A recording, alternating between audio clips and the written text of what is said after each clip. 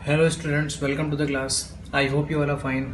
तो पिछली क्लास में हमने देखा था कि कैसे हम क्वाड्रेटिक इक्वेशंस को फॉर्म करते हैं, प्लस क्वाड्रेटिक इक्वेशन हम किन इक्वेशंस को बोलते हैं। आज की क्लास में हम सीखने वाले हैं कि किसी भी क्वाड्रेटिक इक्वेशन को सॉल्व कैसे करना होता है। वैसे सॉल्व करने का एक मेथड है फैक्टराइजेशन, और दूसरा मेथड है कंप्लीटिंग द स्क्वायर, और तीसरा मेथड है क्वाड्रेटिक फॉर्मूला की हेल्प से सॉल्व करना। फिलहाल हम इस एक्सरसाइज में फैक्टराइजेशन मेथड से क्वाड्रेटिक इक्वेशंस को सॉल्व करना सीखेंगे। चलिए हम एक्सरसाइज 4.2 की हेल्प से समझते हैं कि इक्वेशंस को कैसे सॉल्व करना होता है। तो देखिए, हमारे पास फर्स्ट प्रॉब्लम है। इसमें लिखा हुआ है find the roots of the following quadratic equations by factorisation. जब मैं इस इक्वेशन को सॉल्व करूँगा तो सॉल्व करने के बाद मेरे पास कुछ x की वैल्यू आएगी। तो जो मेरे पास x की वैल्यू आएगी उसी x की वैल्यू को हम बोलते हैं रूट्स। ठीक है जी, ओके। तो कैसे सॉल्व करते हैं ये देख लीजिए। फर्स्ट प्रॉब्लम है x square minus 3x minus 10 is equals to 0। सबसे पहले आपको देखना होता है कि जो आपने इक्वेशन लिखी है क्या वो स्टैंडर्ड फॉर्म में है। अगर इक्वेशन स्टैंडर्ड फॉर्म में होगी तो वो ax square plus bx plus c is equals to 0 के फॉर्म में होगी। इस फॉर्म का मतलब ये होता है कि जो नंबर एक्स स्क्वायर वाला है, मतलब जो टर्म एक्स स्क्वायर वाला है, जो टर्म वेरिएबल के स्क्वायर वाला है वो पहले लिखा होगा। जिस टर्म में एक्स है, जिस टर्म में वेरिएबल है वो उसके बाद लिखा होगा, और जिस टर्म में कांस्टेंट टर्म है वो सबसे लास्ट में लिखा होगा। तो आप यहाँ देखें, एक्स स्क्वायर वाला टर्म पहले लिखा हुआ है, मतलब वेरिएबल की पावर 2 वाला टर्म पहले लिखा है, वेरिएबल वाला टर्म उसके बाद लिखा है, और कांस्टेंट टर्म लास्ट में लिखा है। मतलब ये स्टैंडर्ड फॉर्म में ऑलरेडी है। तो अगर ये स्टैंडर्ड फॉर्म में है तो अब इसको सॉल्व करना देखिए कैसे सॉल्व करते हैं। अगर आपने देख लिया कि ये स्टैंडर्ड फॉर्म में है तो अब नेक्स्ट काम ये है कि आप फर्स्ट नंबर को और लास्ट नंबर को मल्टीप्लाई करो, और इन दोनों को मल्टीप्लाई करके देखो क्या आता है। और इसको रफ में आप लिख सकते हो या मन में आप रखो। एक्स स्क्वायर को अगर आप -10 से मल्टीप्लाई करोगे तो you will get -10x square. ठीक है जी, -10x को मिला। अब आप -3x को 2 पार्ट्स में ब्रेक करो, और वो 2 पार्ट्स ऐसे होने चाहिए कि अगर उन 2 पार्ट्स को आप मल्टीप्लाई करो तब भी आपको -10x स्क्वायर ही मिलना चाहिए। तो देखिए मैं क्या क्या करता हूँ, मैं लिखता हूँ x square -5x plus 2x minus 10 is equals to 0। आप चेक करो इन्हें मल्टीप्लाई करने पर क्या आता है, और आप चेक करो इन्हें मल्टीप्लाई करने पर क्या आता है। अगर आप इन दोनों को मल्टीप्लाई करेंगे तो you will get -10x square. अगर आप इन दोनों को मल्टीप्लाई करोगे तो आपको क्या मिलेगा, minus plus minus 5 into 2 10 x into x square. मतलब आप इन्हें मल्टीप्लाई करें या इन्हें मल्टीप्लाई करें, रिजल्ट सेम ही आता है। इसका मतलब है आपने स्प्लिटिंग सही की है। लेकिन कंफर्म करने के लिए एक और चीज़ देख लीजिए, -5x और 2x को सिंप्लीफाई करने पर आपको क्या मिलेगा, -5x प्लस 2x दोनों का साइन डिफरेंट है, सो हम इनको सब्ट्रैक्ट करेंगे। सब्ट्रैक्ट करने के बाद हमें 3 मिलेगा, मतलब 3x आ जाएगा इन्हें सब्ट्रैक्ट करने पर। देखिए ऊपर 3x लिखा हुआ है।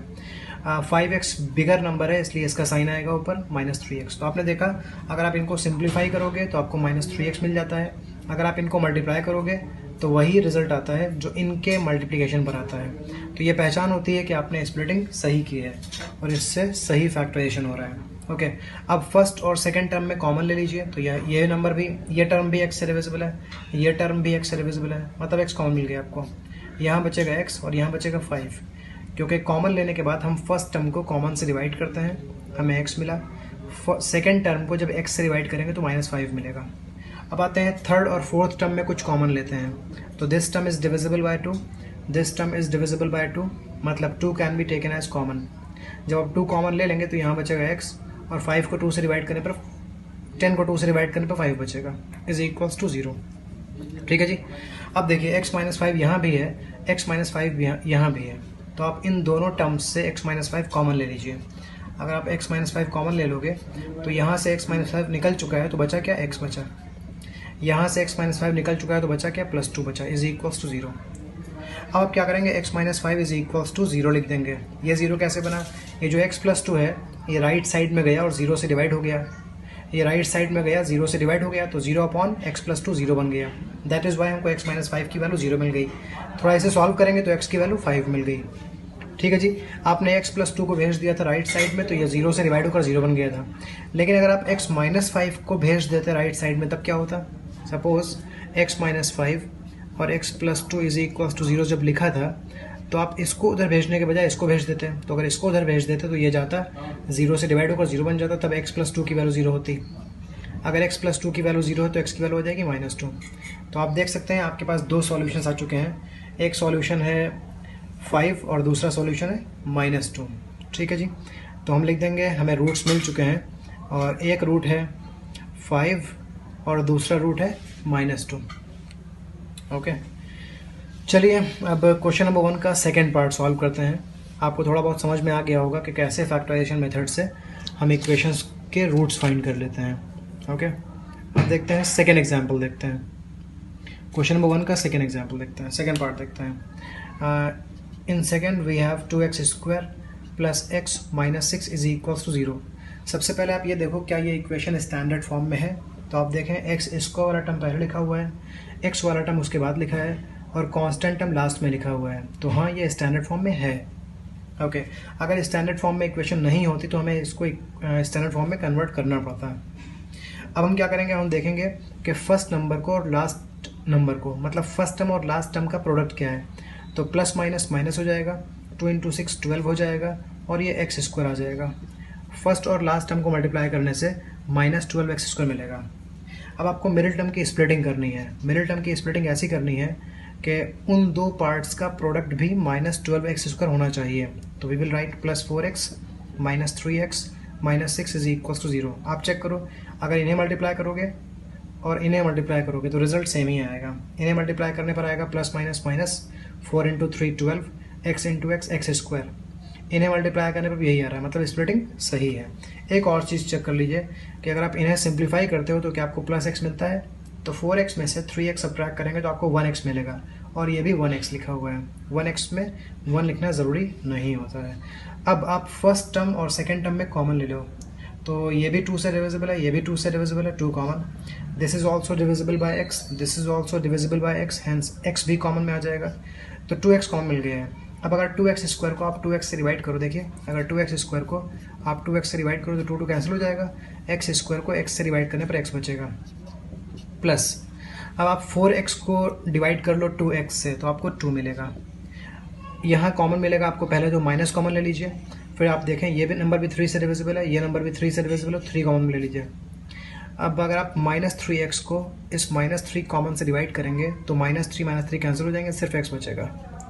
फिर अगर आप -6 को इस कॉमन से डिवाइड करेंगे तो माइनस माइनस कैंसिल हो जाएगा, 6 को 3 से डिवाइड करने पर +2 आ जाएगा, is equals to 0। I hope आपको सब कुछ क्लियर हो गया है। Now you can see that x + 2 is here, x + 2 is here, मतलब x + 2 हमें मिल गया कॉमन। अगर ये दोनों आपस में इक्वल ना आए इसका मतलब है कि आप सही फैक्टराइजेशन नहीं कर रहे हैं। ओके, x + 2 सेम है, मतलब x + 2 कॉमन मिल गया। अब अगर आप इस पूरे टर्म को x + 2 से डिवाइड कर दोगे तो सिर्फ 2x बचेगा और इस पूरे टर्म को x + 2 से डिवाइड कर दोगे तो सिर्फ -3 बचेगा, इज इक्वल्स टू 0। ठीक है जी, अब हम क्या करेंगे, 2x - 3 को भेज देंगे राइट साइड में, ये नंबर जाएगा 0 से डिवाइड होकर 0 बन जाएगा, मतलब हमें मिलेगा x + 2 की वैल्यू हमें 0 मिल जाएगी। ठीक है जी, अब x की वैल्यू क्या हो जाएगी, जब 2 को आप भेज दोगे राइट साइड में तो x की वैल्यू -2 हो जाएगी। तो x की वैल्यू -2 है।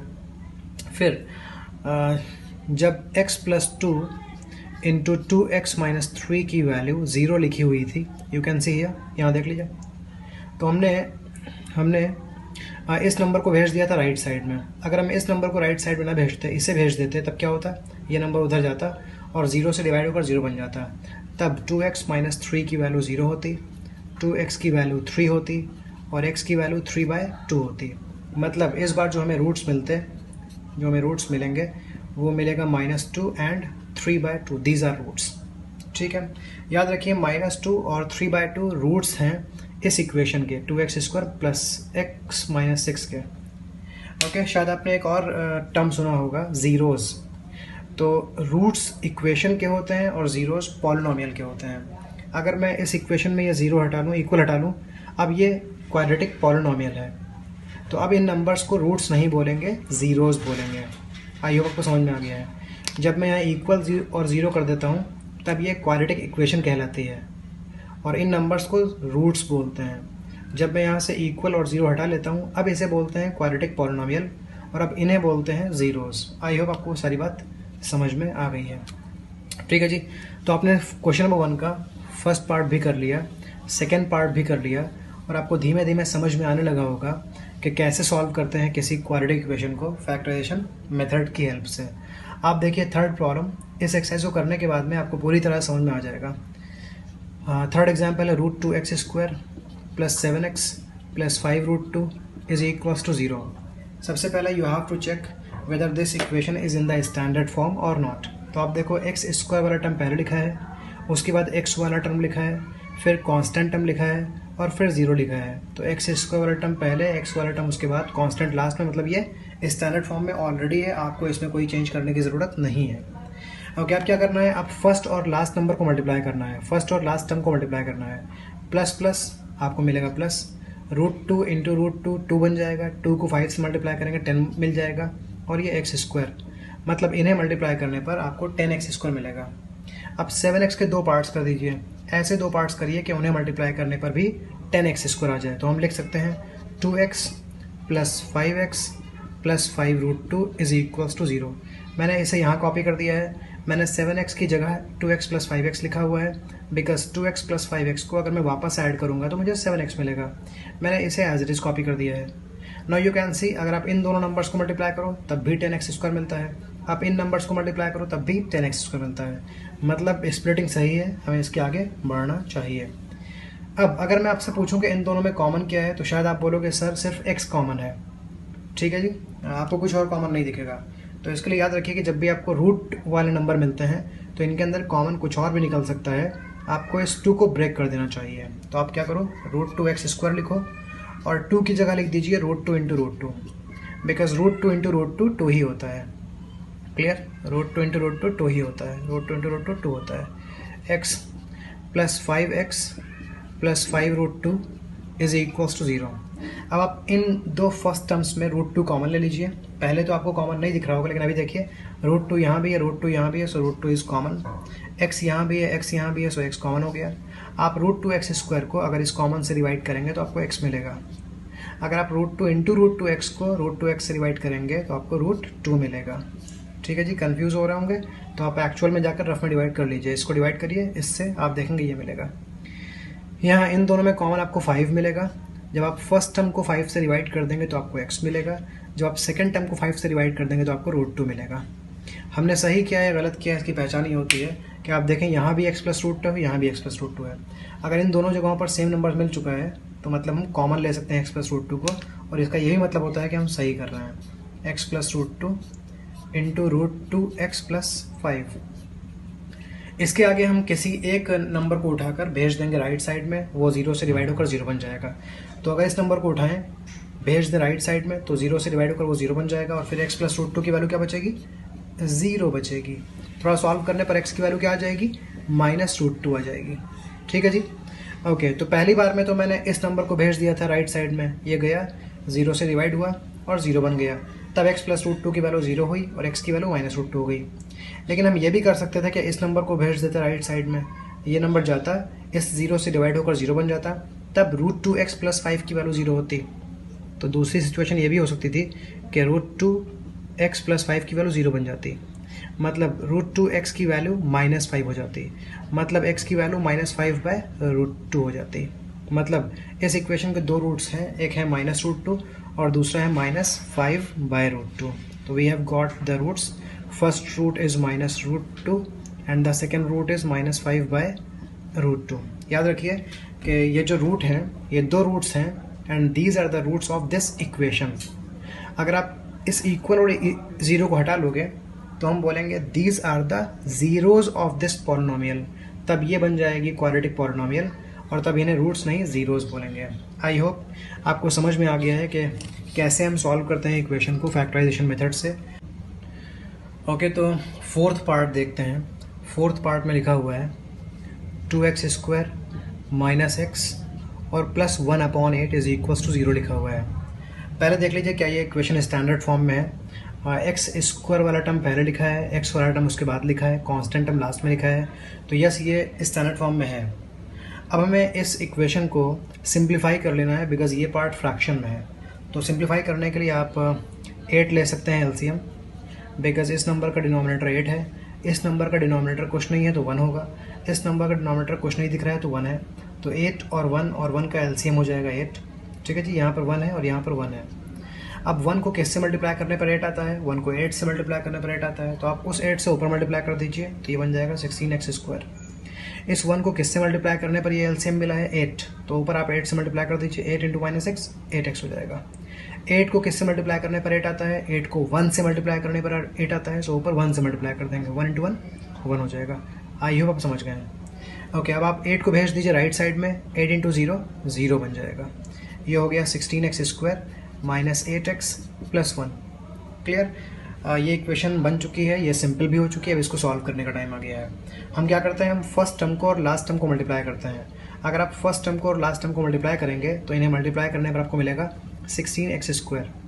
अब आप मिडिल टर्म को स्प्लिट कर दीजिए दो पार्ट्स में, 16x² minus 4x plus 1 is equal to 0। अगर आप इन्हें मल्टीप्लाई करें तो देखेंगे माइनस माइनस प्लस हो जाएगा, 4 इंटू 4 16 आ जाएगा, x इंटू x² आ जाएगा। तो आप देख रहे हैं अगर इन पार्ट्स को आप मल्टीप्लाई करें तब भी यही आएगा, और इन दोनों पार्ट्स को मल्टीप्लाई करें तब भी यही आएगा। अगर इन पार्ट्स को सिंप्लीफाई करें तो आपको -8x मिल जाएगा, बिकॉज -4x माइनस 8x होता है। तो ये सही स्प्लिटिंग है, इसके आगे हमें सॉल्व करना चाहिए। चलिए इधर सॉल्व कर लेते हैं। फर्स्ट 2 टर्म्स में हमें कॉमन मिलेगा 4x, क्योंकि ये नंबर भी 4 से डिविजिबल है, ये नंबर भी 4 से डिविजिबल है, ये भी x से डिविजिबल है, ये भी x से डिविजिबल है, 4x कॉमन हो गया। अगर आप इसे 4x से डिवाइड कर देंगे तो आपको मिलेगा 4x, और 4x को ही 4x से डिवाइड कर देंगे तो कुछ भी नहीं, 1 बचेगा। ठीक है जी। इन दोनों में कॉमन क्या है? इन दोनों में कॉमन कुछ भी नहीं है। तो जब कुछ भी कॉमन ना मिले तो आप -1 या +1 कॉमन ले लें। अगर आप +1 कॉमन लेंगे तो ब्रैकेट में -4x + 1 एज इट इज़ मिलेगा आपको। अगर आप -1 कॉमन ले लेंगे तो ब्रैकेट में जाने के बाद इनके साइन बदल जाएंगे, तो हम -1 कॉमन ले लेते हैं। जब हम -1 कॉमन ले लेंगे तो ब्रैकेट में ये नंबर जाएंगे, लेकिन साइन बदल कर ये नेगेटिव बन जाएगा पॉजिटिव, मतलब +4x, और ये प्लस बन जाएगा -1 इज इक्वल्स टू 0। अब आप देखें यहाँ फर्स्ट टर्म में ब्रैकेट में 4x - 1 है और यहाँ भी 4x - 1 है। अगर दोनों जगह पर 4x - 1 है तो आप 4x - 1 को कॉमन ले सकते हो। जब आप फर्स्ट टर्म में से 4x - 1 कॉमन ले लेंगे और आप इसको 4x - 1 से डिवाइड करेंगे तो बचेगा सिर्फ 4x। आप सेकेंड टर्म को 4x - 1 से डिवाइड करेंगे तो बचेगा -1। ओके जी। अब आप क्या करेंगे, इस नंबर को उठाकर इसमें से किसी एक को उठाकर आप भेज दो राइट साइड में, तो हम सेकंड पार्ट को उठाकर भेज देते हैं राइट साइड में। ये जाता है राइट साइड में, 0 से डिवाइड होकर 0 बन जाता है, मतलब इस 4x - 1 की वैल्यू 0 बन जाती है। थोड़ा फर्दर सॉल्व करने पर 4x की वैल्यू 1 हो जाती है और x की वैल्यू 1/4 हो जाती है। अच्छा जी, आप ये भी तो कर सकते थे कि इस पार्ट को भेज देते, इस पार्ट को भेजा था आपने राइट में, ये गया 0 से डिवाइड होकर 0 बन गया। आप इसको भी तो भेज सकते थे। तो चलिए अगर हम इसको भेज दें राइट साइड में तो ये जाएगा 0 की तरफ, डिवाइड होकर 0 बन जाएगा, तब 4x - 1 की वैल्यू 0 मिलेगी। इसकी हेल्प से 4x - 1 की वैल्यू 0 मिलेगी और इसे सॉल्व करने पर x की वैल्यू 1/4 मिल जाएगी। तो आपको ये x की वैल्यू भी 1/4 मिल रही है और दूसरी x की वैल्यू भी 1/4 मिल रही है। इसका मतलब है जो रूट्स हैं, जो रूट्स आपको मिले हैं वो दोनों रूट्स 1/4 मिले हैं, दोनों रूट्स आपस में इक्वल मिल गए हैं। तो we have got the roots of this equation and the roots are 1/4, 1/4। हमें ये रूट्स मिले हैं। ओके जी, तो हमने सॉल्व कर लिया है फोर्थ पार्ट भी। अब हम सॉल्व करने वाले हैं फिफ्थ पार्ट। फिफ्थ पार्ट देख लीजिए, 100x² - 20x + 1 लिखा हुआ है। 100x² - 20x + 1 is equal to 0। अब तक के करते करते आप समझ चुके होंगे। सबसे पहले हम ये देखते हैं कि इक्वेशन स्टैंडर्ड फॉर्म में है या नहीं, तो ये स्टैंडर्ड फॉर्म में है। दूसरी बात, हम फर्स्ट और लास्ट टर्म को मल्टीप्लाई करते हैं तो इन्हें मल्टीप्लाई करने पर 100x² आता है। अब मिडिल टर्म को स्प्लिट करना होता है, ऐसे स्प्लिट करना होता है कि उनके दो पार्ट्स का प्रोडक्ट यही होना चाहिए। तो 20x को आप ब्रेक कर सकते हो -10x में। अगर -10x को वापस सिंप्लीफाई करेंगे तो आपको -20x मिल जाएगा।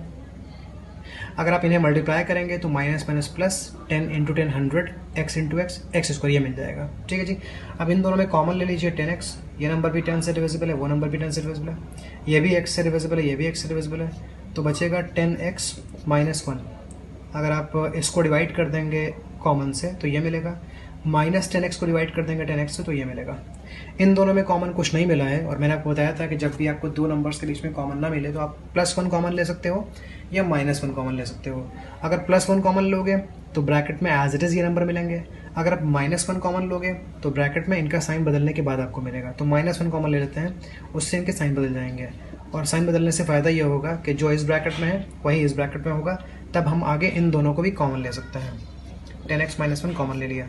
अब इस पूरे टर्म को हम 10x - 1 से डिवाइड कर देंगे तो 10x बचेगा, इस पूरे को 10x - 1 से डिवाइड कर देंगे तो -1 बचेगा, इज इक्वल टू 0। इसके आगे आपको पता है कि हम एक को भेज देते हैं राइट साइड में, ये जाता है 0 से डिवाइड होता है और इसकी वैल्यू आ जाती है 0। अगर इसको सॉल्व करेंगे तो 10x की वैल्यू हो जाएगी 1 और x की वैल्यू हो जाएगी 1/10। ठीक है जी। फिर ये भी हो सकता था कि आप इसे ना भेजते राइट साइड में, इसे भेज देते। अगर इसे राइट साइड में भेजते तो इसकी वैल्यू फिर 0 आ जाती, 10x - 1 की वैल्यू 0 हो जाती, और सॉल्व करने पर x आया था 1/10। तो मतलब x की वैल्यू 1/10, x की value 1/10, we have got the roots, और दोनों रूट्स हैं 1/10, 1/10। हमें दोनों रूट्स मिल चुके हैं और दोनों ही रूट्स 1/10, 1/10 है। Okay, I hope question number 1 के सारे पार्ट्स आपने समझ लिए हैं। अब हम आते हैं क्वेश्चन नंबर 2 में। क्वेश्चन नंबर 2 में देखिए लिखा हुआ है solve the problems given in example 1। तो आपकी जो NCERT बुक है उस NCERT बुक में कुछ एग्जाम्पल्स दिए हुए थे, और इन्होंने एग्जाम्पल्स में कुछ सिचुएशंस को मैथमेटिकली रिप्रेजेंट करने को बोला था। मैं आपको सिचुएशन दिखा देता हूँ जो एग्जाम्पल में दी गई थी। पहली सिचुएशन ये थी और एक दूसरी भी सिचुएशन, उसको भी देखेंगे। तो ये सिचुएशन थी, इसको इन्होंने बोला था कि मैथमेटिकली आप रिप्रेजेंट करो, ये तो एग्जाम्पल में बोला गया था, लेकिन अभी आपसे बोल दिया गया है कि आप सॉल्व भी करिए। तो अभी हम इसको मैथमेटिकली भी रिप्रेजेंट करेंगे और इसको सॉल्व भी करेंगे, दोनों ही काम करेंगे। चलिए स्टार्ट करते हैं। John and Jeevanti together have 45 marbles. तो दो लोग हैं, एक है जॉन और दूसरी है जीवंती। दोनों के पास 45 मार्बल्स हैं। Both of them lost 5 marbles each. दोनों ने 5-5 मार्बल्स अपने खो दिए हैं। And the product of the number of marbles they now have is 124।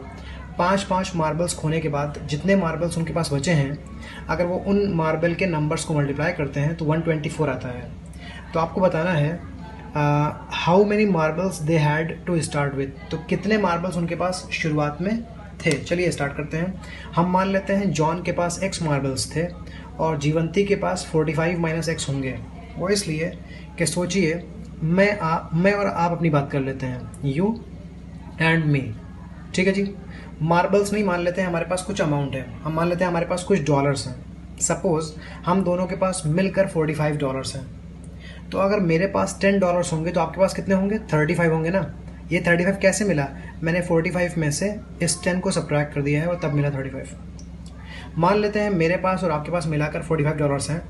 अगर मेरे पास $20 हैं तो आपके पास कितने होंगे? 25 होंगे। ये मुझे कैसे मिला? मैंने टोटल में से आप वाले डॉलर, अपने वाले डॉलर सब्ट्रैक्ट कर दिए। समझ गए ना? तो इसी तरह अगर मेरे और आपके पास मार्बल्स हैं और मेरे पास x मार्बल्स हैं तो आपके पास कितने होंगे? टोटल में से इस x को सब्ट्रैक्ट कर दीजिए। अब समझ गए होंगे आप। तो जॉन एंड जीवंती के पास कुछ मार्बल्स हैं। मैं मान लेता हूँ जॉन के पास x मार्बल्स हैं। Let John has x marbles. ठीक है जी। अगर जॉन के पास x है तो जीवंती के पास कितने होंगे? टोटल में से x सब्ट्रैक्ट कर दीजिए। जीवंती हैज़ 45 - x मार्बल्स। इतने मार्बल्स हैं इसके पास। ओके, इन दोनों ने 5-5 मार्बल अपने खो दिए हैं। तो जब 5 मार्बल खो देंगे ये लोग, तो इनके पास जितने मार्बल्स भी हैं उसमें से 5 कम हो जाएंगे। तो after losing 5 marbles,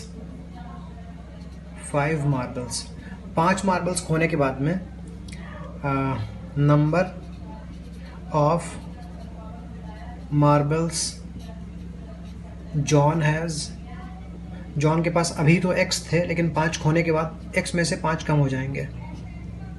number of marbles जीवंती has, जीवंती के पास 45 - x थे, लेकिन अभी इसमें से 5 कम हो जाएंगे।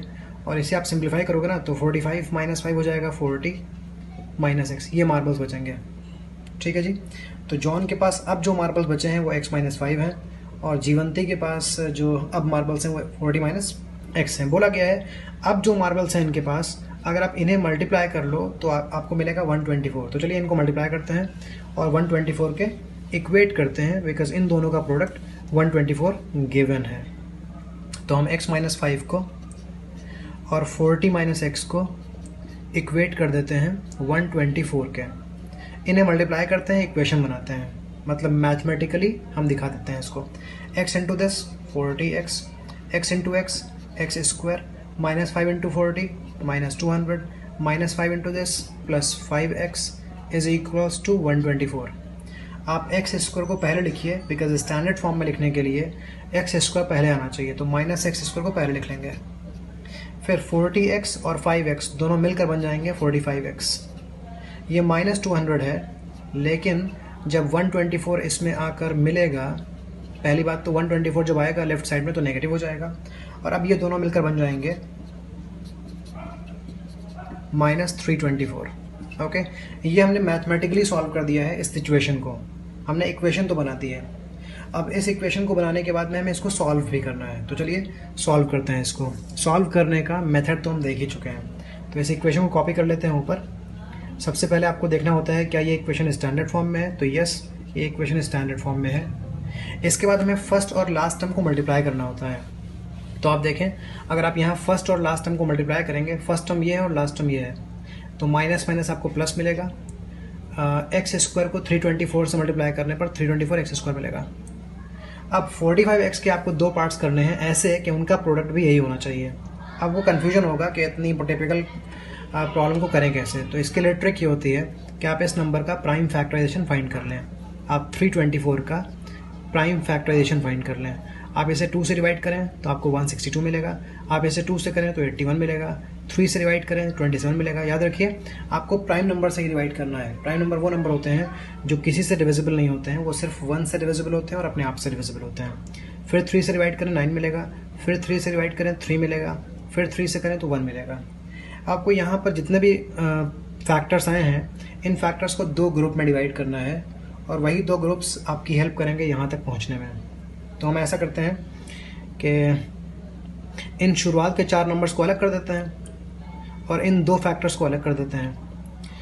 2 इंटू 2 इंटू 3 इंटू 3, इन्हें मल्टीप्लाई करने पर आएगा 3 इंटू 3 9, 18 36 आएगा, और यहाँ 3 इंटू 3 9 हो जाएगा। आप देखें 36 और 9 को अगर आप ऐड करें तो आपको 45 मिलता है, मतलब हमें मिल गया है, स्प्लिटिंग हो गई है हमारी। तो हम लिखेंगे माइनस एक्स स्क्वायर और 45x की जगह लिखेंगे 36x प्लस 9x। देखा हमने इस तरह से स्प्लिट कर लिया। हो सकता है आपने ग्रुप ये बनाया होता, 2 2 3 बनाया होता और 3 3 3 बनाया होता, तो 3 इंटू 3 इंटू 3 का मतलब होता 27, और 2 इंटू 2 मतलब 4 इंटू 3 12। अगर आप 27 और 12 को ऐड करेंगे तो आपको 45 नहीं मिलेगा। तो आपको पता होना चाहिए कि ये स्प्लिटिंग गलत है, तो आप दोबारा से ट्राई करेंगे। तो ऐसे ट्राई करते करते आपको मिल जाएगी इस तरह की स्प्लिटिंग।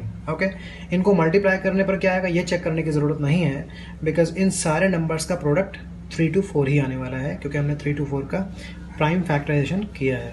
आई होप ये आपको क्लियर होगा, और अगर नहीं क्लियर है तो ये चीज़ भी थोड़ी देर के बाद क्लियर हो जाएगी प्रैक्टिस करते करते। ओके, लास्ट टर्म कॉपी कर लिया हमने। अब देखें इन दोनों में x कॉमन है, तो आप x कॉमन ले लोगे तो बचेगा माइनस एक्स प्लस 36। इन दोनों में कॉमन है 9, 9 को डिवाइड, इसको 9 से डिवाइड करने पर x बचेगा, इसको 9 से डिवाइड करने पर 36 हो जाएगा। अब आप देखें क्या इन दोनों ब्रैकेट में सेम वैल्यूज़ हैं? नो, सेम वैल्यूज़ नहीं है, साइन का डिफरेंस आ गया है। यहाँ माइनस एक्स है, यहाँ प्लस एक्स है, यहाँ प्लस 36 है, यहाँ माइनस 36 है। तो इस चीज़ को सॉल्व करने का मेथड ये होता है कि आपने जो कॉमन लिया था, इस कॉमन का साइन चेंज कर दीजिए। इस कॉमन का साइन चेंज करने से क्या होगा, ये x बन जाएगा माइनस, और ये माइनस 36 बन जाएगा प्लस 36। अब दोनों ब्रैकेट के अंदर सेम वैल्यू है, आप माइनस एक्स प्लस 36 को कॉमन ले सकते हो। जब इसको माइनस एक्स प्लस 36 कॉमन से डिवाइड करोगे तो बचेगा x, and here will get minus 9 is equal to 0। अब क्या करेंगे, इस x माइनस 9 को भेज देंगे राइट में। जब ये राइट में जाएगा 0 से डिवाइड होगा तो 0 बन जाएगा, और इसकी वैल्यू हमें 0 मिल जाएगी। Minus x plus 36 is equal to, आपको अगर दिखा देता हूँ, ये इस तरह से जाता है और ये 0 बन जाता है। माइनस एक्स प्लस 36 की वैल्यू 0 आ गई है, तो माइनस एक्स प्लस 36 की वैल्यू अगर 0 है तो माइनस एक्स की वैल्यू हो जाएगी माइनस 36। अगर माइनस एक्स की वैल्यू माइनस 36 है तो एक्स की वैल्यू हो जाएगी 36। अब अगर हमने इसको ना भेजकर इसे भेज दिया होता राइट साइड में, तो ये जाता, इस 0 से डिवाइड होता और 0 बन जाता, तब x माइनस 9 की वैल्यू 0 होती और x की वैल्यू 9 होती। तो x की वैल्यू ये आ गई, x की वैल्यू ये आ गई है। इन्हीं x की वैल्यू को हम रूट्स बोलते हैं, मतलब हमें रूट्स मिल चुके हैं। Roots are 36 and 9, 36, 9। ओके, तो हमें बताना था, देखिए क्वेश्चन में पूछा गया था how many marbles they had to start with. तो शुरुआत में इनके पास मार्बल्स कितने थे। क्लियर। तो ज़रा अब मैं x की वैल्यू से पता करता हूँ कि मार्बल्स कितने थे। आपको ये तो याद होगा कि हमने शुरुआत में माना था कि जॉन के पास x मार्बल्स हैं। अब x की वैल्यूज़ तो दो आई हैं, x की वैल्यू 36 भी है, x की वैल्यू 9 भी है। मतलब जॉन के पास 36 मार्बल्स भी हो सकते हैं और जॉन के पास 9 मार्बल्स भी हो सकते हैं। तो अगर x की वैल्यू 36 है, मतलब अगर जॉन के पास 36 मार्बल्स हैं, तो जीवंती के पास कितने होंगे। जीवंती के पास 45 माइनस एक्स थे, मतलब 45 में से x की वैल्यू 36 सब्ट्रैक्ट करेंगे तो ये 9 आ जाएगा। तो अगर जॉन के पास 36 मार्बल्स हैं तो जीवंती के पास 9 मार्बल्स होंगे। या हम मान लेते हैं जॉन के पास 9 मार्बल्स हैं, बिकॉज x की वैल्यू 9 भी तो आ रही है ना, हो सकता है जॉन के पास ही मार्बल्स हों। तब जीवंती के पास कितने होंगे, 45 माइनस एक्स, मतलब 45 माइनस एक्स की वैल्यू अभी 9 है, इन्हें सॉल्व करने पर 36 आ जाएगा। तो देखिए, अगर जॉन के पास 36 मार्बल्स हैं तो जीवंती के पास 9 मार्बल्स होते हैं। अगर जॉन के पास 9 होते हैं तो जीवंती के पास 36 मार्बल्स होते हैं। तो हम बोल सकते हैं एग्जैक्टली किसके पास कितने हैं, ये तो हम एक्यूरेटली नहीं बोल सकते, लेकिन ये बोल सकते हैं कि उनके पास 36 और 9 मार्बल्स हैं। तो दे हैड 36 एंड 9 मार्बल्स, उनके पास 36 और 9 मार्बल्स थे। अगर जॉन के पास 36 हैं तो जीवंती के पास 9 होंगे, अगर जॉन के पास 9 हैं तो जीवंती के पास 36 होंगे। चलिए जी, जो हम क्वेश्चन सॉल्व कर रहे थे अभी, हमें बोला गया था एग्जाम्पल वाले जो सिचुएशंस थी उनको आपको सॉल्व करना है। देखिए, हम इस क्वेश्चन को सॉल्व कर रहे थे, हमें यहाँ बोला गया है solve the problems given in example 1। तो एग्जाम्पल 1 में 2 प्रॉब्लम्स थी हमारे पास, जिसमें से एक थी जॉन और जीवंती वाली, हमने उसे सॉल्व कर लिया है। और हम पहुँचते हैं सेकेंड प्रॉब्लम पर। हमारे पास एक और प्रॉब्लम थी, इसको हमें सॉल्व करना है। ये एग्जाम्पल से प्रॉब्लम दी गई है। तो चलिए, सबसे पहले तो हम इसको मैथमेटिकली सॉल्व करते हैं, मतलब इक्वेशन फॉर्म करते हैं, और उसको मैथमेटिकली सॉल्व करने के बाद हम इन्हें सॉल्व करेंगे फैक्टराइजेशन मेथड से। ओके, पढ़ते हैं। A cottage industry produces a certain number of toys in a day. The cost of production of each toy in rupees was found to be 55 minus the number of toys produced in a day. On a particular day, the total cost of production was rupees 750. We would like to find out the number of toys produced on that day. Okay. लिखा हुआ है कि cottage industry एक दिन में कुछ toys बनाती है। तो हम मान लेते हैं कि एक दिन में x टॉयज बनाती है। Let the industry produces x toys in a day। एक दिन में x toys बनाती है। The cost of production of each toy, एक टॉय के बनाने की जो वैल्यू है, कॉस्ट है, वो कितनी है, was found to be 55 minus the number of toys produced in a day. Okay, cost of production of each toy, एक टॉय के बनाने की वैल्यू कितनी है, कितनी है, 55 minus the number of toys produced in a day. एक दिन में जितने टॉयज प्रोड्यूस होते हैं वो तो x है ना, मतलब x को माइनस करना है। तो इतने रुपए, दिस मच रुपीज़, ये एक टॉय के बनने की कीमत है। और टोटल टॉयज बनते कितने हैं, x बनते हैं। तो टोटल कॉस्ट ऑफ प्रोडक्शन 750 लिखी हुई है। अगर मैं आपसे बोलूँ कि आपके पास कोई इंडस्ट्री है और आप उस इंडस्ट्री में 10 टॉयज बनाते हैं, और एक टॉय को बनाने में जो वैल्यू लगती है, जो कॉस्ट लगती है, वो 20 लगती है। तो अगर 10 टॉयज बनाएंगे आप और एक टॉय को बनाने में 20 रुपये लग जाते हैं, तो टोटल कितने रुपए खर्च होने वाले हैं आपके, इनको मल्टीप्लाई करने से पता चलेगा ना, 200। समझ गए ना। तो ऐसे ही आप यहाँ भी करोगे। अगर आप यहाँ पता करना चाहते हो टोटल कितनी कॉस्ट होगी, तो टोटल कॉस्ट पता करने के लिए आप देखो कि नंबर ऑफ टॉयज आप प्रोड्यूस कितने करते हो, x प्रोड्यूस करते हो। एक टॉय को प्रोड्यूस करने के लिए कितनी कॉस्ट लगती है, वो लिखा हुआ है 55 माइनस एक्स लगती है। इन्हें मल्टीप्लाई करने से आपको टोटल कॉस्ट मिलेगी और टोटल कॉस्ट गिवन है 750। समझ गए ना? ओके, अगर समझ गए हैं तो बस ये सॉल्व हो गया है। अब इसको हम सिंप्लीफाई करते हैं। x को 55 से मल्टीप्लाई करने पर 55x मिल जाएगा, x को -x से मल्टीप्लाई करने पर -x² मिल जाएगा, इज इक्वल्स टू 750 हो जाएगा। अब आप क्या करोगे, इन नंबर्स को ऊपर कॉपी कर लोगे, -x² plus 55x minus 750 is equals to 0। ठीक है जी, चलिए सॉल्व करते हैं इसको। अब सबसे पहले आप ये देखिए, क्या ये इक्वेशन स्टैंडर्ड फॉर्म में है? तो yes, it is in standard form because x² वाला टर्म पहले लिखा है, x वाला टर्म उसके बाद लिखा है और कांस्टेंट टर्म लास्ट में लिखा हुआ है। तो इन्हें मल्टीप्लाई करने पर क्या आता है ये देख लीजिए, माइनस माइनस प्लस आ जाएगा और इन्हें मल्टीप्लाई करने पर आ जाएगा 750 x²। अब आपको मिडिल टर्म को स्प्लिट करना है दो पार्ट्स में, इस तरह से दो पार्ट्स में स्प्लिट करना है कि उन्हें मल्टीप्लाई करने में यही आ जाए। मैंने फर्स्ट टर्म कॉपी कर लिया, लास्ट कॉपी कर लिया, बीच वाला टर्म को मुझे स्प्लिट करना है। अगर स्प्लिट करने में प्रॉब्लम आती है तो आप 750 का प्राइम फैक्टराइजेशन फाइंड कर लो। चलिए फाइंड करते हैं। इसे 2 से डिवाइड करेंगे तो 375 आ जाएगा, इसे 3 से करेंगे तो 125 आ जाएगा, 5 से डिवाइड होने पर 25 एंड इस तरह से सॉल्व हो जाएगा। ओके, अब इन नंबर्स को हमें ब्रेक करना है दो पार्ट्स में। अगर हम इन्हें अलग कर दें और इन्हें अलग कर दें तो 2 × 3 × 5 ये हो जाएगा 30 और 5 × 5 25। अगर इन्हें आप ऐड करो 30 और 25 को, देखो मिलता है 55, मतलब सही है। तो हम लिख सकते हैं 30x + 25x। 30x + 25x होता है 55x। अगर इन्हें मल्टीप्लाई करोगे तो यही मिलेगा 750 x² मिल जाएगा। ओके जी, क्लियर? तो ये एक ट्रिक थी जिससे आप स्प्लिटिंग कर सकते हो। थोड़ा सा प्रैक्टिस इसमें भी करनी पड़ेगी। इन दोनों में कॉमन है x, लेकिन मैं -x कॉमन ले रहा हूँ। याद रखिए, अगर मैंने माइनस कॉमन ले लिया है तो इन नंबर्स के साइन बदल जाएंगे जब ये ब्रैकेट के अंदर पहुँचेंगे। तो फर्स्ट नंबर देख लीजिए, -x² है। अगर मैं -x² को -x से डिवाइड कर दूंगा तो माइनस माइनस कैंसिल हो जाएगा और x² को x से डिवाइड करें पर x बचता है। फिर मैं 30x को, मतलब सेकेंड टर्म को, इस कॉमन से डिवाइड करूँगा तो x और x डिवाइड हो जाएंगे। 30 को -1 से डिवाइड करूँगा तो बचेगा -30। इसके बाद इन दोनों में कॉमन 25 है, बिकॉज ये भी 25 से डिविजिबल है, ये भी 25 से डिविजिबल है। 25 से इसे डिवाइड करने पर x बचता है और इसे 30 बचता है। x - 30 दोनों जगहों पर है, इसका मतलब x - 30 कॉमन है। यहाँ बचेगा -x + 25 is equals to 0। Okay, इसके आगे आपको सॉल्व करना बहुत अच्छे से आता है। इस बार मैं डायरेक्ट सॉल्व कर देता हूँ, ये मानते हुए कि आपने पिछली प्रॉब्लम्स में सीख लिया है कि हम इनको कैसे सॉल्व करते हैं। ठीक है जी, हो सकता है यहाँ कन्फ्यूज हो जाए आप। तो -x की वैल्यू हो जाएगी -25, दोनों तरफ माइनस से मल्टीप्लाई कर देंगे तो x की वैल्यू मिल जाएगी 25।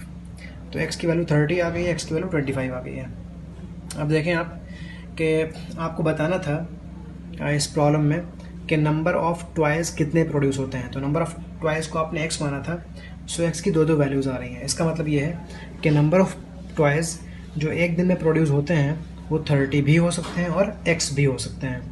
Number of twice produced in each day is equals to 30 और 20, दोनों आंसर हो सकते हैं। अगर आप ये सोच रहे हो कि दो आंसर कैसे हो सकते हैं, तो अगर 30 होंगे तो कॉस्ट एक को आर्टिकल को बनाने की, एक टॉय को बनाने की कम होगी। अगर 25 टॉयज़ बनते होंगे एक दिन में तो एक टॉय को बनाने की कॉस्ट थोड़ी ज़्यादा होगी। इस तरह से टोटल कॉस्ट 750 ही आएगी। आई होप आपको ये क्लियर हो गया है। चलिए अब आते हैं क्वेश्चन नंबर 2 पर। हम क्वेश्चन नंबर 1 तो सॉल्व कर चुके हैं पूरी तरह, क्वेश्चन नंबर 2 भी सॉल्व कर चुके हैं। सॉरी, क्वेश्चन नंबर 3 पर आ गए हैं। Here we have to solve find 2 numbers whose sum is 27 and the product is 182। दो नंबर्स हैं जिनका सम 27 है और उनका प्रोडक्ट 182 है। इन्हें सॉल्व करना है। तो हम मान लेते हैं एक नंबर x है, let one number be x and other is 27 - x। ये मैंने कैसे मान लिया, इसको पहले आप देख लो। सपोज यू एंड मी फिर से ले लेते हैं। मेरे पास और आपके पास जो टोटल मनी है वो 27 रुपीज़ है। अगर हम दोनों के पास टोटल 27 रुपीज़ हैं और अगर मेरे पास 10 रुपीज़ हैं तो आपके पास कितने होंगे, 17 होंगे। ये कैसे मिलेगा, टोटल में से मैंने अपना वाला अमाउंट सब्ट्रैक्ट कर दिया और आपका अमाउंट मिल गया। अगर हम दोनों के पास टोटल 27 रुपीज़ हैं और आपके पास 20 रुपीज़ हैं, तो आप मेरे पास 20 हैं तो आपके पास 7 होंगे। कैसे? मैं टोटल में से सब्ट्रैक्ट कर दूंगा अपना वाला अमाउंट। समझ गए ना आप? ओके। तो मतलब अगर हम दोनों के पास टोटल 27 हैं और मेरे पास x है, तो आपके पास कितना होगा? Total minus x। क्लियर? इस तरह से दो नंबर्स थे।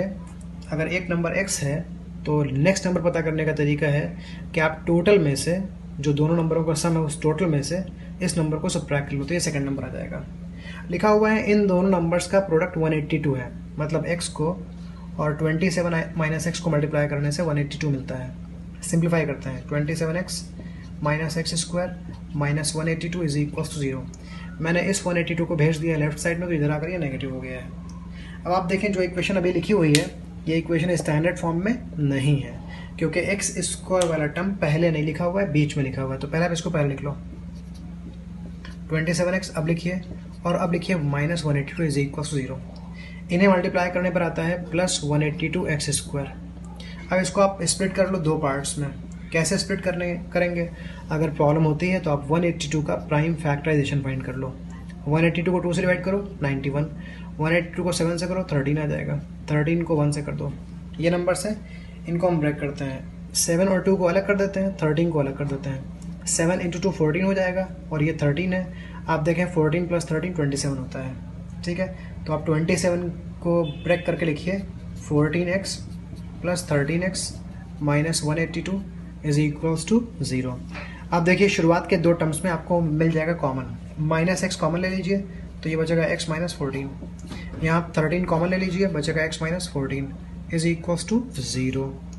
अब x माइनस 14 यहाँ भी, x माइनस 14 यहाँ भी है, सो x माइनस 14 हो गया कॉमन। यहाँ बचेगा minus x plus 13, minus x plus 13, नीचे लिख देता हूँ, यहाँ स्पेस कम है, minus x plus 13 is equals to 0। ठीक है जी, एक बार आप इसको भेज दो राइट साइड में, तो ये x माइनस 14 0 के इक्वल हो जाएगा और x की वैल्यू 14 हो जाएगी। दूसरी बार आप x माइनस 14 को भेज दीजिए राइट साइड में, तो माइनस एक्स प्लस 13 की वैल्यू 0 हो जाएगी और x की वैल्यू 13 आ जाएगी। तो x की वैल्यू आपको मिल गई है 14 और x की वैल्यू मिल गई है 13।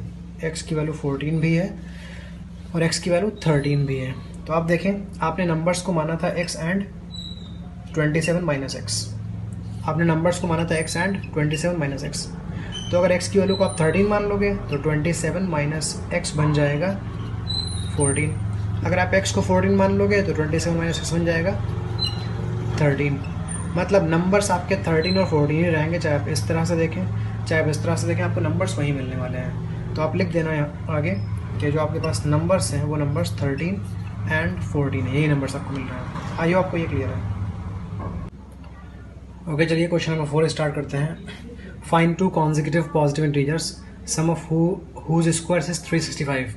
तो आप इंटीजर्स तो जानते होंगे, -4 -3 -1 0 1 3 4 6, ये सारे नंबर इंटीजर्स होते हैं। क्लियर?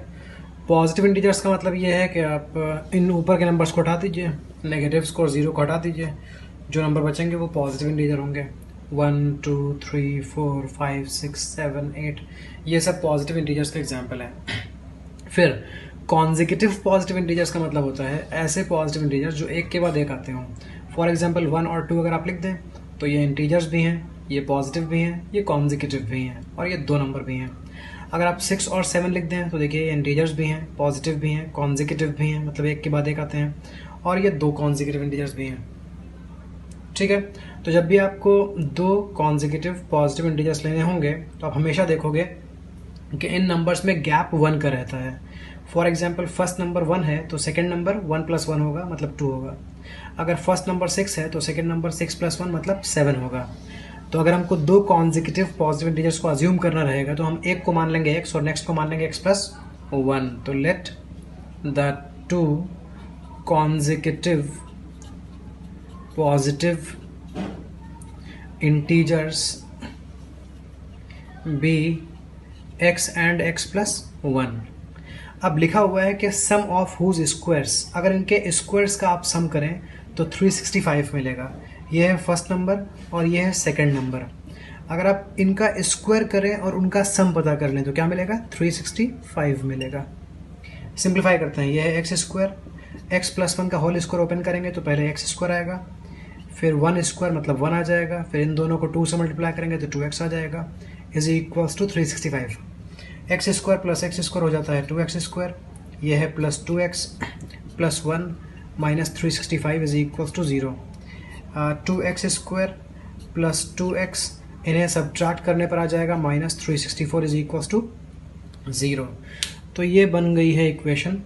अब इस इक्वेशन को हम सिंप्लीफाई कर लेते हैं और फिर सॉल्व कर लेते हैं। आप देखें जो इक्वेशन बनी है, इस इक्वेशन का हर टर्म 2 से डिविजिबल है, 2 से डिविजिबल, 2 से डिविजिबल, 2 से डिविजिबल।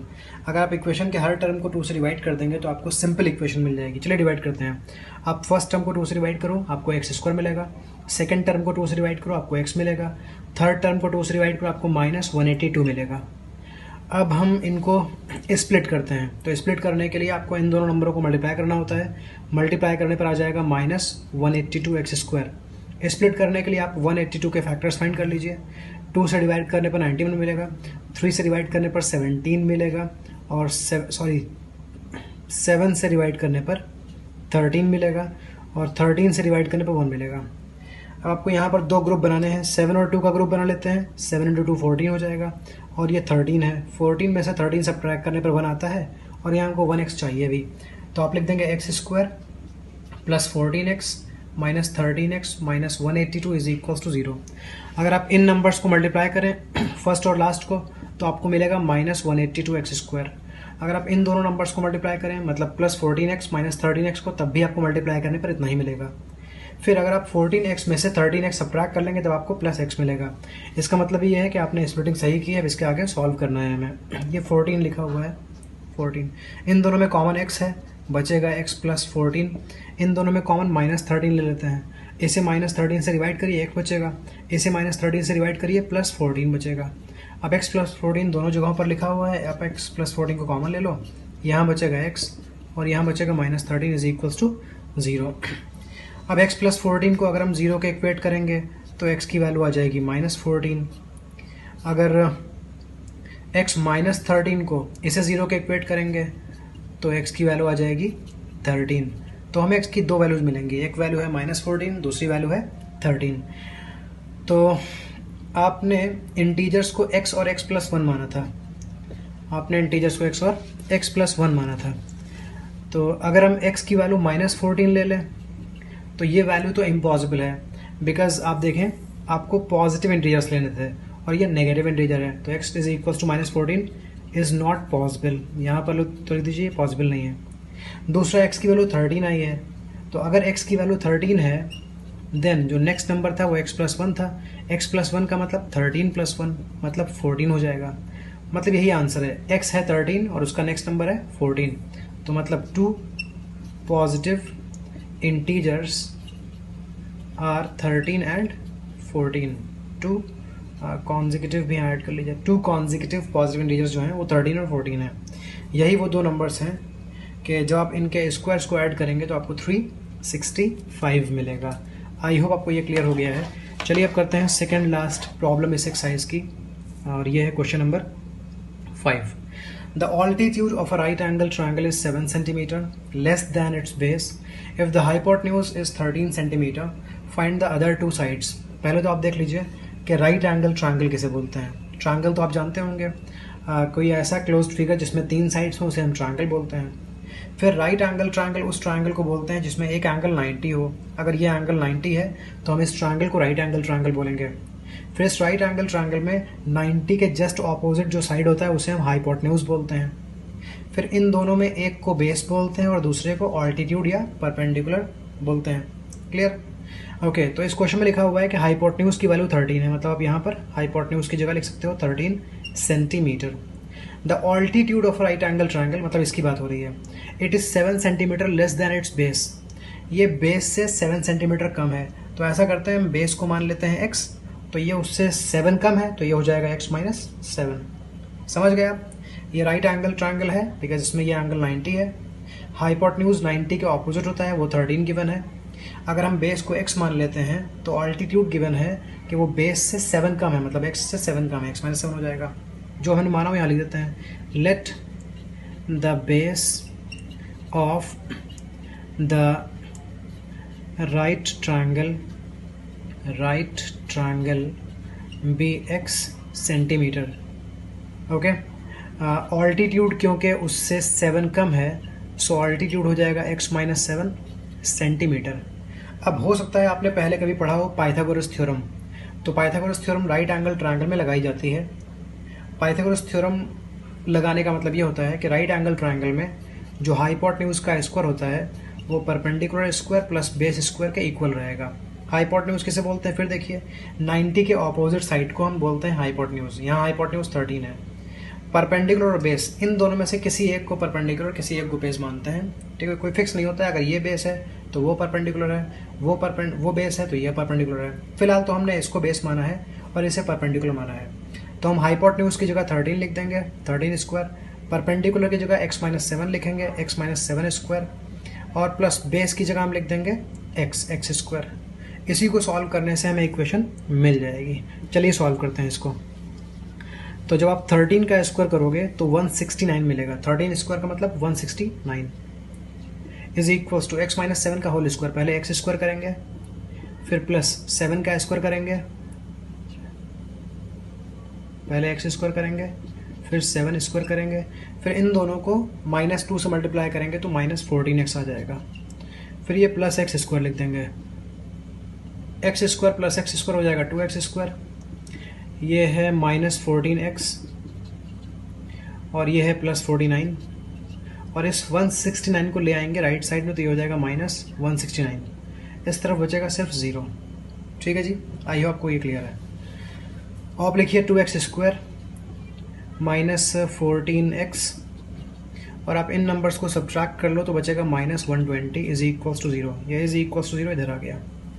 अब पहले तो आप ये देखिए कि इस इक्वेशन में हर टर्म 2 से डिविजिबल है. ये भी 2 से डिविजिबल, ये भी 2 से, ये भी 2 से. सबको 2 से डिवाइड कर दीजिए तो ये इक्वेशन थोड़ी सिंप्लीफाई हो जाती है. अब आपको स्प्लिट करना है इसको. इन दोनों को मल्टीप्लाई करने पर आता है -60x स्क्वायर. इसको आप स्प्लिट कर लें तो आप 60 को ब्रेक कर दीजिएगा, इसका प्राइम फैक्टराइजेशन फाइंड कर लीजिएगा, उससे आप पता कर लोगे. ठीक है जी, तो जब पता करोगे तो आएगा x square -12x plus 5x -60 is equals to 0. आप देखें -12x प्लस 5x, अगर आप इन्हें सिंप्लीफाई करोगे तो आपको -7x मिलेगा. 12x और 5x का साइन डिफरेंट है, इन्हें सब्ट्रैक्ट करने पर 7x मिलेगा.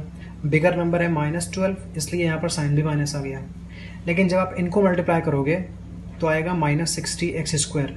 अगर आप इन्हें मल्टीप्लाई करोगे इन दोनों को तब भी -60x स्क्वायर मिलेगा. इसका मतलब स्प्लिटिंग सही है. कॉमन ले लीजिए, इन दोनों में कॉमन x है, बचेगा x -12. इन दोनों में कॉमन 5 है, बचेगा x -12. अब x -12 यहाँ भी है, यहाँ भी है. आप x -12 कॉमन ले लो तो बचेगा x + 5 इज इक्वल्स टू 0.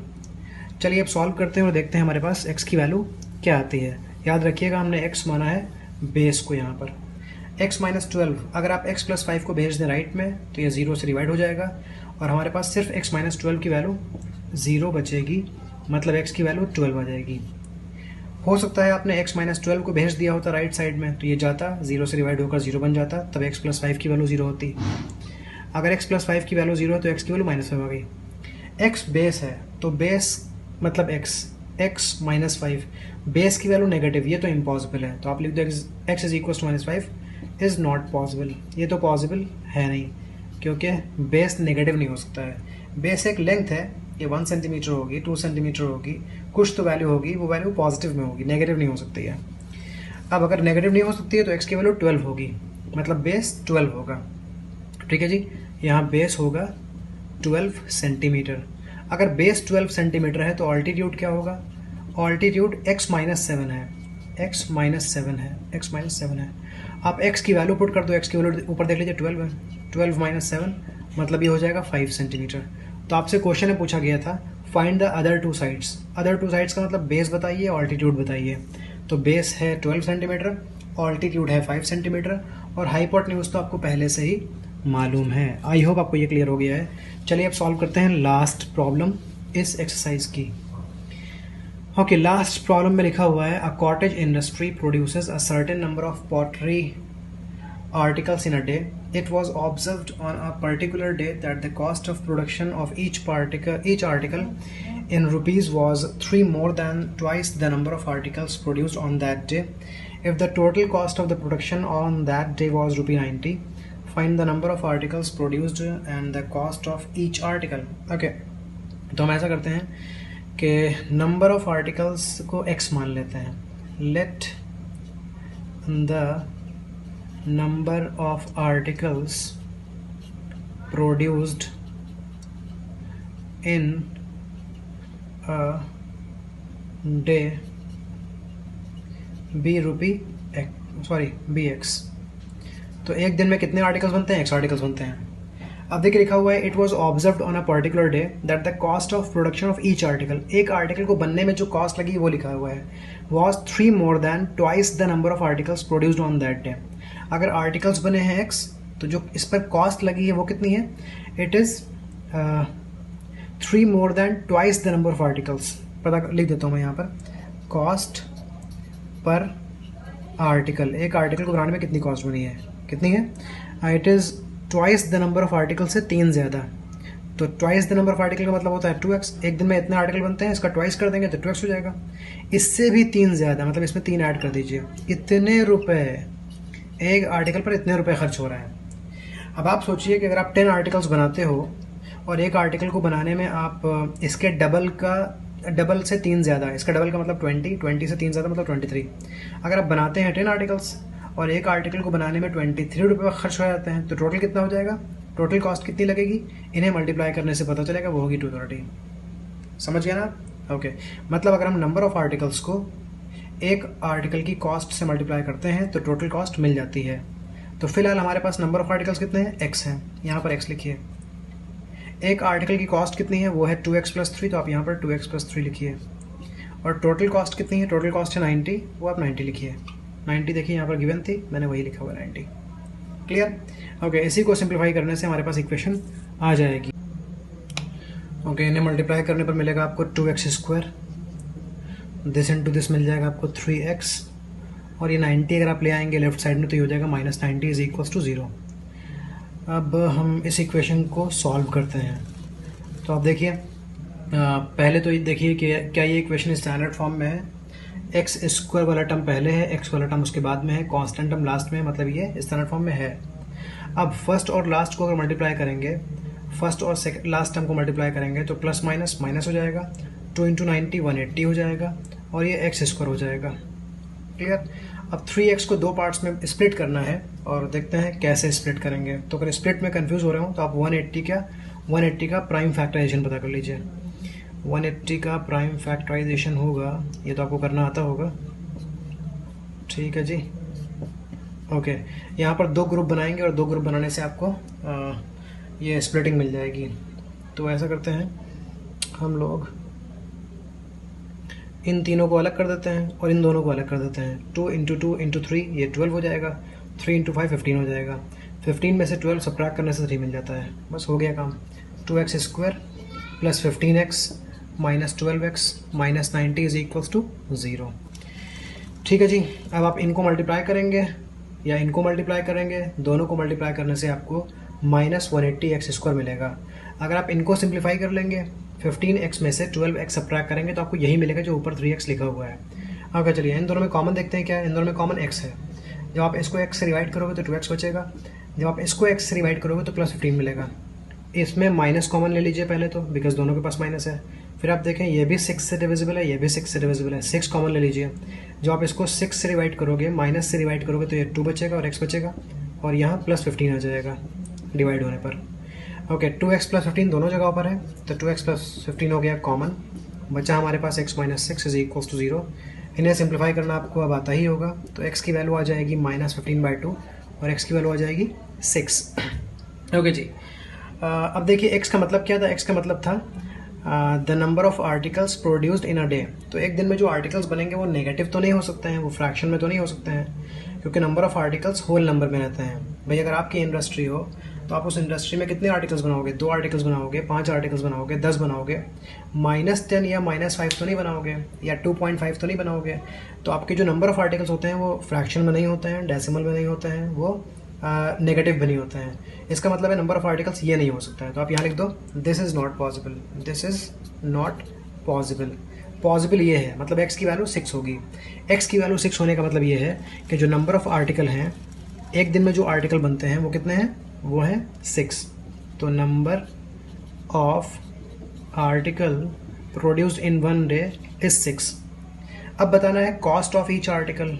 तो कॉस्ट ऑफ ईच आर्टिकल का मतलब ये है कि आप देखें थोड़ी देर पहले हमने लिखा था कॉस्ट ऑफ ईच आर्टिकल होगी 2x + 3, क्योंकि क्वेश्चन में देख लीजिए लिखा हुआ है कि cost of production of each article was ₹3 more than twice the number of articles. Article x थे उसका ट्वाइस कर दीजिए, वो 2x बन जाएगा, उसमें 3 ऐड कर दीजिए, 3 ज़्यादा कर दीजिए। तो ये है कॉस्ट ऑफ ईच आर्टिकल। इसको सॉल्व करने से आपको मिल जाएगी कॉस्ट 2x की वैल्यू 6 आ चुकी है ऊपर, +3, 2 × 6 12, 12 + 3 15, मतलब एक आर्टिकल की कॉस्ट 15 है। आई होप आपको ये पूरी एक्सरसाइज क्लियर हो गई है। इस एक्सरसाइज को करने के बाद में आपने क्या क्या सीखा है वो ज़रा नोट करिएगा। सबसे पहले इक्वेशन फॉर्म करनी तो आपने पिछली क्लास में ही सीख ली थी। यहाँ आपने इक्वेशंस को सॉल्व करना सीखा है, और सॉल्व करने के लिए जो मेथड हम यूज़ कर रहे थे दैट वाज फैक्टराइजेशन मेथड। जब हम नेक्स्ट क्लास में मिलेंगे तो हम और दूसरे मेथड सीखेंगे। Till then take care, thank you.